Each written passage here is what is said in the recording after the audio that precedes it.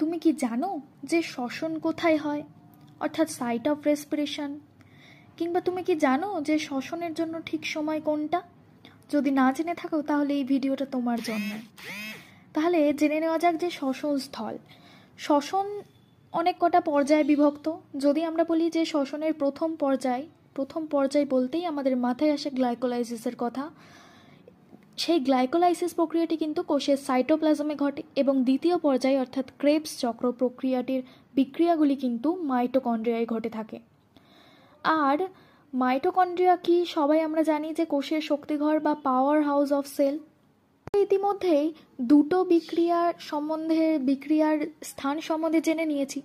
বাকি রইল লাস্ট বিক্রিয়া, অর্থাৎ শ্বসনের যে তৃতীয় পর্যায়ের বিক্রিয়া, অর্থাৎ ইলেকট্রন পরিবহন তন্ত্রের যে বিক্রিয়া, সেই বিক্রিয়াগুলি কিন্তু মাইটোকন্ড্রিয়ার ক্রিস্টির অন্তঃপর্দায় সম্পন্ন হয়।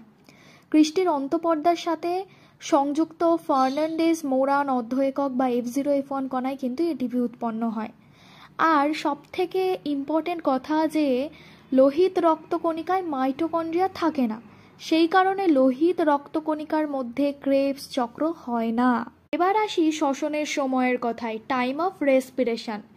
তোমরা কি ভাবছো যে শ্বসন ঠিক কখন ভালো হয়? তোমরা যদি ভেবে থাকো দিনে শ্বসন ভালো হয় কিংবা রাতে ভালো হয়, আমি কিন্তু বলবো তোমরা ভুল ভাবছো। কারণ শ্বসন কিন্তু প্রতিটা সজীব কোষে দিবা রাত্র মানে দিন রাত সব সময়ই সম্পন্ন হয়। শ্বসন না হলে আমরা বাঁচতামই না। শ্বসন বন্ধ হলে জীবের মৃত্যু অনিবার্য।